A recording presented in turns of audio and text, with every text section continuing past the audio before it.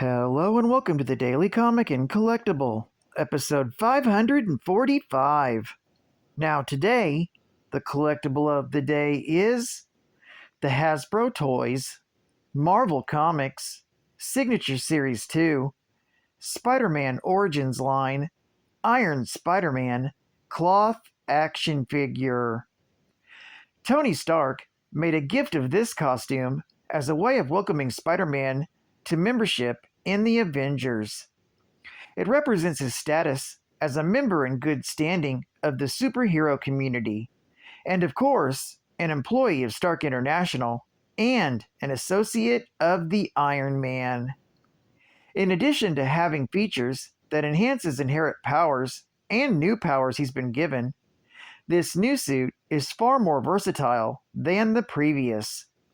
It responds instantly to the mental commands of its wearer, has the ability to shift appearance and extrude an array of tools and weapons. Suit is nearly bulletproof and features spider legs, which can supplement the hero's hands in combat. Welcome, true believers, to this 9-inch scale action figure of Spider-Man, based off one of his numerous armored suits from the Marvel Comics Spider-Man series. This figure's costume is cloth and in the colors of the Iron Spider from the comic books. Peter is highly detailed in his original Iron Spider colors of red and gold and features ultra articulation for advanced posing and displayability. This 1/8 scale figure comes in a full window display box and was released in 2006 by Hasbro Toys. Now, the comic of the day has absolutely nothing to do with the Iron Spider, but it does involve Spider-Man. It's Web of Spider-Man, Volume 1, Issue number 47, with a cover date of February 1989. This is part of the Inferno event, with story by Jerry Conway, art by Alex Saviuk, and cover by Alex Saviuk. This issue is titled The Face in the Mirror. This story continues from Spectacular Spider-Man, issue number 146. The story opens with the Hobgoblin frantically searching for something in the ruins of an Oscorp facility when he's interrupted by the arrival of Spider-Man. The wallcrawler had noticed the villain casing the place earlier, when the factory strangely started attacking the workers. As the two fight in the ruins, some of the rubble takes on a humanoid form and grabs the wallcrawler. The masked hero cannot believe what's happening. While the wallcrawler is occupied, the Hobgoblin gives up on his search and heads off, leaving Spider-Man to his fate. Using every ounce of his strength, Peter breaks free before he passes out. This is another in a series of inanimate objects coming to life and attacking him. What really disturbs him is the fact that his spider sense has failed to warn him on all these dangers. Thinking the entire city is going crazy, Spider-Man web-slings back to Manhattan. Elsewhere, Glory Grant is out on a date with Eduardo Lobo, and the two are falling in love with each other even though they'd only met the day before.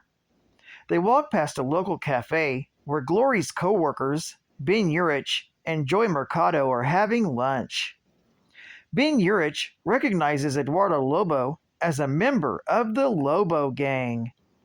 Suddenly, the entire mall begins to shake, and the escalator comes to life and tries to attack the patrons.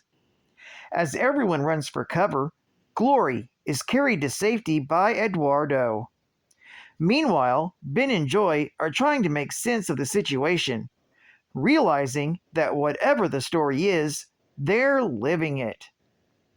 At that same moment, Spider-Man arrives at his Aunt May's boarding house in Queens. Changing back to Peter Parker, he meets with his Aunt May, his wife Mary Jane, and her cousin Christy. As they sit down for breakfast, Christy is introduced to the rest of Aunt May's boarders. When they begin discussing how busy Peter and Mary Jane are, Nathan Lubinsky points out that they might not be the ideal people to keep an eye on a teenage girl. That's when Mary Jane asks May if Christy can stay in Queens while her parents are away. Although Christy doesn't like the idea, Aunt May is delighted to have a child in her home again. Later, Peter and Mary Jane are doing the dishes. They're relieved to have that Christy situation sorted out, but Peter wishes it was that easy to deal with. He explains that Harry has been having nightmares ever since he moved back into his family home. This has been compounded by the strange attacks at Oscorp, as well as the appearance of the Hobgoblin. This raises concerns about Harry remembering that he briefly operated as the Green Goblin. Soon, Peter and Mary are on their way out. Mary Jane offers to drive Peter to Empire State University. However, Peter decides to go check up on Harry and see how he is doing. Changing into Spider-Man, Peter swings over to the Osborn property and changes back into his civilian guise. When he comes up behind Liz Osborn, he startles her. She apologizes, saying that she's been on edge recently. He learned that Harry is up in the attic when suddenly his spider sense goes off. This is because the Hobgoblin is lurking around in the trees, but Peter doesn't see him. Peter goes up to the attic to talk to Harry, who's looking for something. Harry responds to this interruption with an outburst of anger. However, they soon hear the cries of Harry's son Normie. As Harry runs downstairs to see what's going on, Peter looks out the window and sees the Hobgoblin terrorizing Liz and her son. The Hobgoblin demands to know where Harry is, when suddenly Osborn arrives and attacks the villain with a rake. The Hobgoblin begins making demands of Osborn, when he's ambushed by Spider-Man. Seeing that Harry is cracking up, the wallcrawler tells Osborn to go with his wife and child and get them to safety. Seeking cover in the shed, Harry tells his wife that the Hobgoblin has come looking for his father's formula. As Spider-Man and Hobgoblin duke it out, the hero is knocked into the pool. With their safety being compromised once again, Harry relents and tells the Hobgoblin that he will give him whatever he wants. Harry tells the Hobgoblin that the formula can be found in a safe at his office.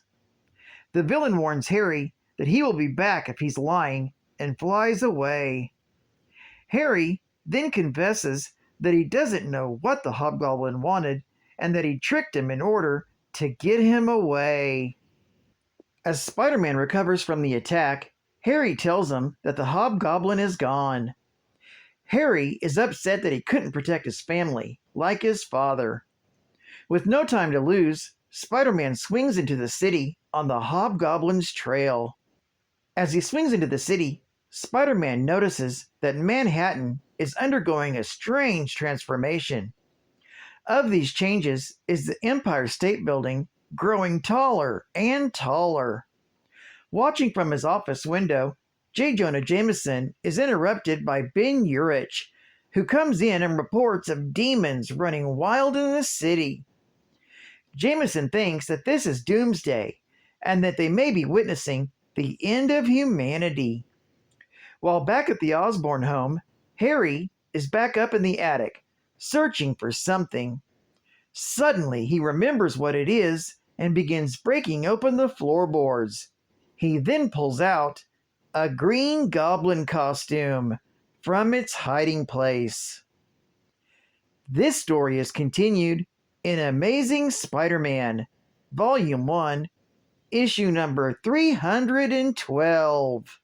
Geek Fact: this issue is showing the results of the Inferno spell, affecting all of New York City, as seen in Spectacular Spider-Man, Volume 1, Issue number 146.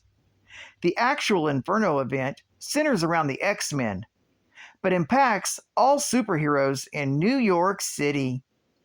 In fact, Spidey's part of the Inferno event crosses all the currently running Spider-Man titles, including Amazing Spider-Man, issues number 311, 312, and 313, Spectacular Spider-Man, issues 146 and 147, and Web of Spider-Man, issues number 47 and 48. Bonus Geek Fact: Glory and Eduardo first met in Spectacular Spider-Man, issue number 146. And Ben Urich thinks about his brush with death in this issue at the hands of Elektra, from Daredevil, Volume 1, issue number 179, from February of 1982. State-of-the-art gaming. Hey dude, we'd like to shed a little light on our upcoming hits.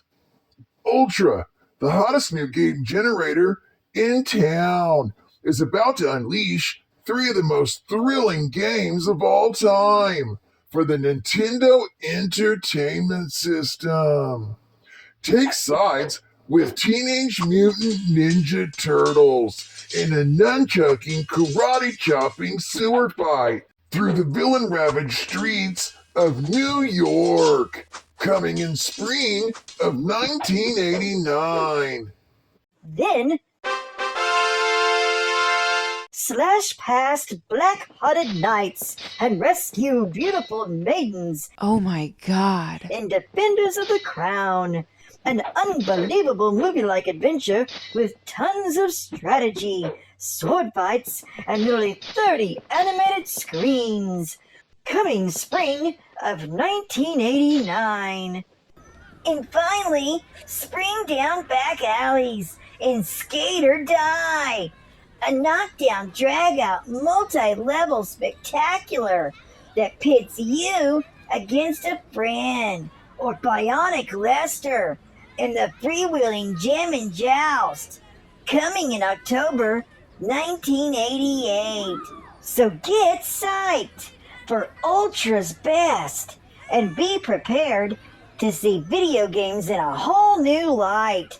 For more information on Ultra's great line of games, send your name, age, and address to Ultra Games.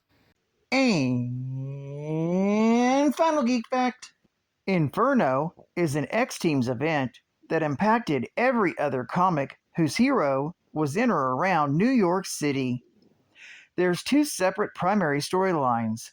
The New Mutants struggle against Saim for the soul of Ilyana Rasputin, now the most awesome version, Darkchild, and the X-Men and X-Factor struggle against Nasta Ear and Madeline Pryor to regain Nathan Christopher Summers. Inferno is the first X-Book storyline to truly be a crossover, in that the story actually continued from one title to another from month to month. X-Men and X-Factor. The earlier Mutant Massacre came close for X-Factor when the side story told in Thor between X-Factor comics, but it was mostly treated as a separate side story related to the ongoing events, not integral to the events themselves. There was no crossing over in that event between X-Men and X-Factor titles. Both teams just happened to be involved in the same incident in different places. Well, I'd like to thank you for joining me for another Daily Comic and Collectible, and I hope to see you again Friday. This is Cat Fan Comics Man, and I'll catch you on the flip. Over and out.